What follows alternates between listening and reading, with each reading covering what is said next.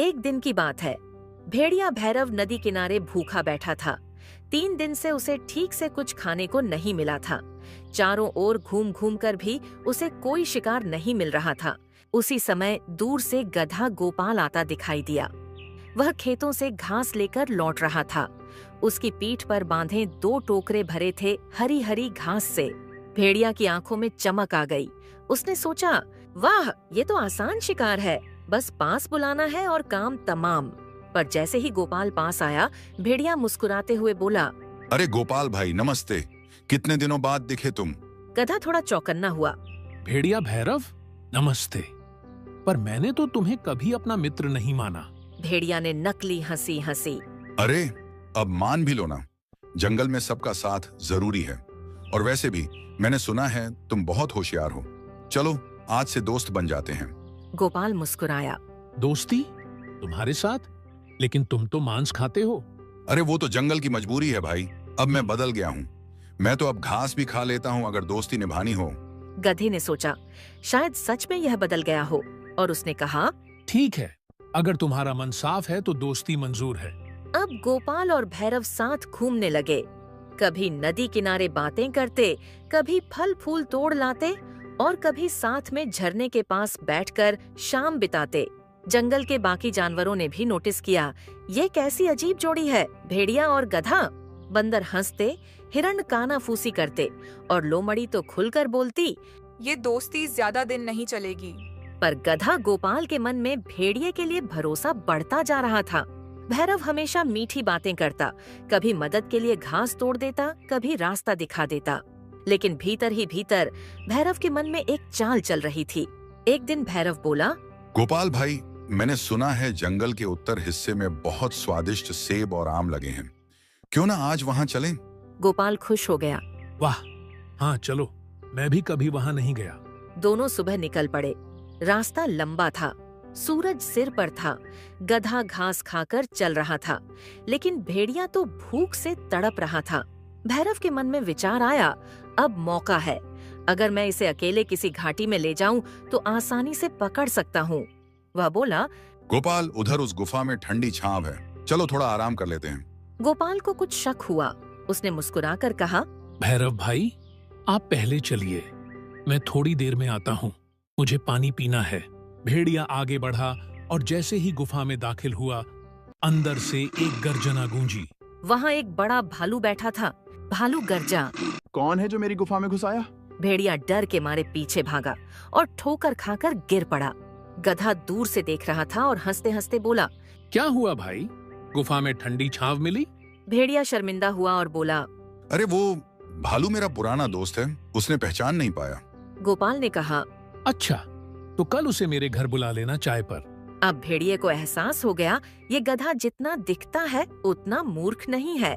भेड़िया अब अपने मन में सोचने लगा, मुझे इस गधे को हराना ही होगा, वरना ये मुझे मूर्ख साबित कर देगा। वह बोला, गोपाल भाई, कल मैंने देखा कि दक्षिण वाले खेत में इंसानों ने खूब सारा अनाज फेंक दिया है, चलो वहाँ चलते हैं। गोपाल समझ गया कि फिर कोई चाल है। उसने कहा, ठीक है, लेकिन पहले तुम रास्ता दिखाओ। दोनों खेत में पहुँचे। वहाँ सच में अनाज पड़ा था, पर पास में इंसानों का पहरा भी था। भेड़िया बोला, तुम अंदर जाओ, मैं बाहर पहरा दूंगा। गोपाल ने मुस्कुराते हुए कहा, नहीं भाई, मैं बाहर रहूंगा, तुम पहले जाकर देखो कि कोई खतरा तो नहीं। भेड़िया मजबूरन अंदर गया और तभी एक किसान ने देखा। अरे भेड़िया, पकड़ो इसे। चारों ओर से लोग दौड़ पड़े। भेड़िया भागा, गिरा, किसी तरह अपनी जान बचाकर जंगल की ओर भागा। गोपाल ने दूर से चिल्लाया, धन्यवाद भैरव, तुमने सच में बहादुरी दिखाई। भेड़िया अब बुरी तरह गुस्से में था। उसने कसम खाई, इस गड्ढे से मैं जरूर बदला लूंगा। कुछ दिन बाद भेड़िया फिर मुस्कुराते हुए गोपाल के पास आया। भाई, उस दिन के लिए माफ कर दो, मैं सच में शर्मिंदा हूँ। गोपाल बोला, कोई बात नहीं, गलती इंसान से भी होती है, जानवर से भी। भेड़िया ने कहा, मैं तुम्हारे लिए आज कुछ खास लाया हूँ। पास के तालाब में मैंने बहुत मीठे फल देखे हैं तैरते हुए। गधा चौंका। तैरते हुए फल? कैसा मजाक है ये? अरे नहीं भाई, सच कह रहा हूँ, चलो खुद देख लो। दोनों तालाब के किनारे पहुँचे। भेड़िया ने देखा कि कुछ कछुए और मेंढक पानी में तैर रहे हैं। उसने कहा, देखो ये हैं वो मीठे फल।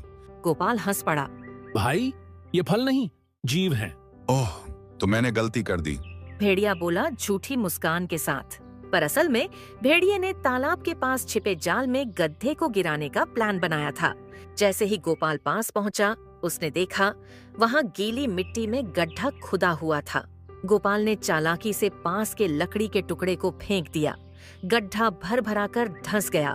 भेड़िया चौंक पड़ा। अरे, तुम्हें कैसे पता चला? गोपाल मुस्कुराया। क्योंकि मैं मूर्ख नहीं हूँ, भेड़िया भैरव।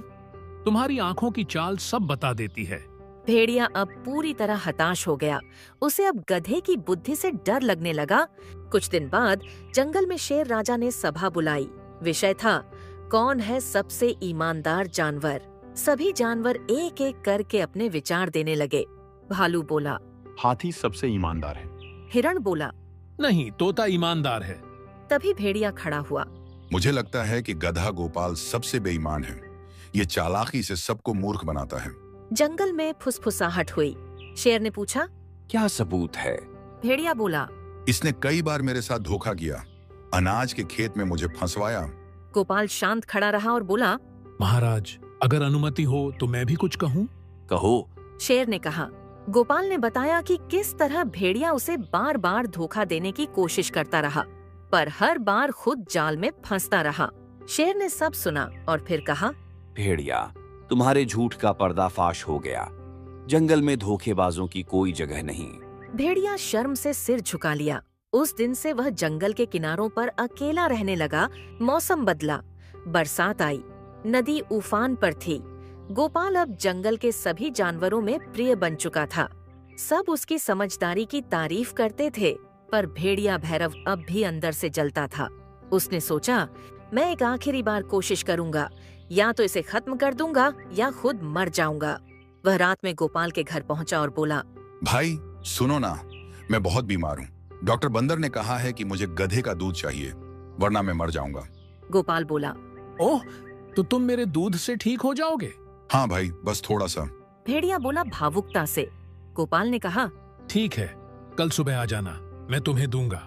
भेड़िया खुश होकर चला गया। पर गोपाल ने सोचा, अब वक्त है इसे सबक सिखाने का। अगली सुबह गोपाल ने अपने घर के पास एक पुराना कुआं देखा। उसने उसके पास थोड़ा दूध रख दिया और ऊपर एक पतली लकड़ी की छतरी बना दी। जैसे ही भेड़िया आया, गोपाल बोला, भाई, दूध कुएं के पास रखा है, जाकर पी लो, मैं यहीं खड़ा हूँ। भेड़िया गया, झुककर दूध पीने लगा और छतरी टूट गई।